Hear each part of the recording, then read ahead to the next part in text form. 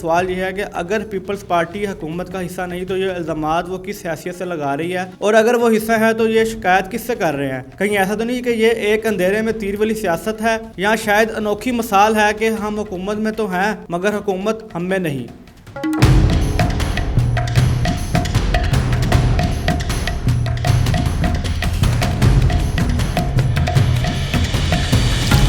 السلام علیکم ناظرین، میں ہوں وقاص مغل اور آپ دیکھ رہے ہیں ویژن وائب۔ امید ہے آپ خیریت سے ہوں گے۔ ناظرین، پیپلز پارٹی حکومت میں رہ کر بھی یہ دعویٰ کر رہی ہے کہ وہ حکومت میں نہیں۔ جی آپ نے صحیح سنا کہ پیپلز پارٹی نے کہا کہ ہم حکومت میں نہیں ہیں، تو اور دوسری طرف سننے میں یہ بھی آ رہا ہے کہ ایم کیو نے بھی کہا ہے کہ ہم بھی بہت جلد اس حکومت سے علیحدہ ہو جائیں گے، تو پھر مسلم لیگ نون کی جو حکومت ہے وہ تو پھر میرا خیال سے بڑھنے جا رہی ہے، لیکن آگے دیکھتے ہیں کیا ہوتا ہے۔ سب سے پہلے بات کرتے ہیں سینٹ کے چیئرمین یوسف رضا گیلانی کے حوالے سے۔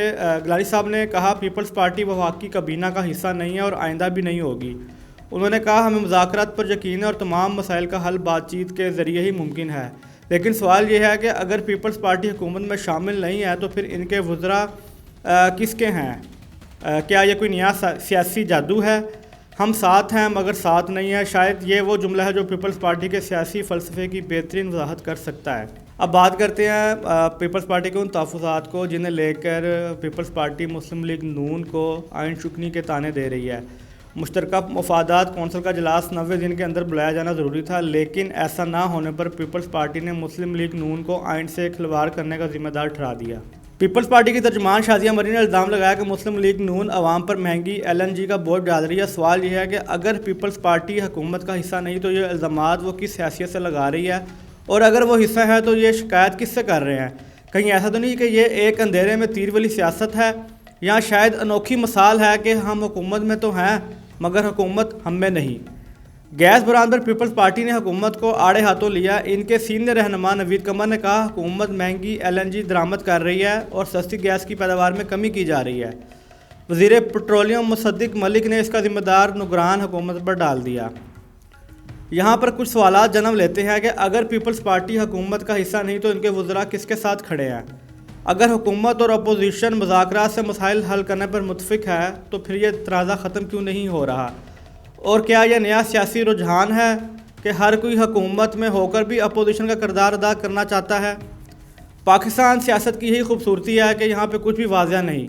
پیپلز پارٹی کا دعویٰ ہے کہ وہ حکومت میں نہیں اور مسلم لیگ نون کا اصرار کہ سب کچھ ٹھیک ہے۔ دوسری خبر شامل کرتے ہیں پاکستان تحریک انصاف کے حوالے سے۔ سول نافرمانی کا معاملہ اب تک واضح نہیں، جب کلیئر ہدایات آئیں گی تو دیکھیں گے۔ علی امین گنڈا پور پشاور میں میڈیا سے گفتگو کرتے ہوئے علی امین گنڈا پور نے کہا وفاق میں ہماری حکومت نہیں ہے، اس لیے ہمیں مشکلات پیش آ رہی ہیں، لیکن ہم اپنے صوبے کے لیے پیسے لے کر رہیں گے۔ مزید ان کا کہنا تھا کہ KPK میں کام ہو رہا ہے تبھی تو ہمارا ریونیو بڑھ رہا ہے، لوگوں کے مسائل حل ہو رہے ہیں۔ IMF پروگرام کے تحت سب سے بہترین کارکردگی KP حکومت کی ہے۔ صوبائی حکومت امن و امان بہتر بنانے پر کام کر رہی ہے، دہشت گردی کو بھی کنٹرول کر لیں گے۔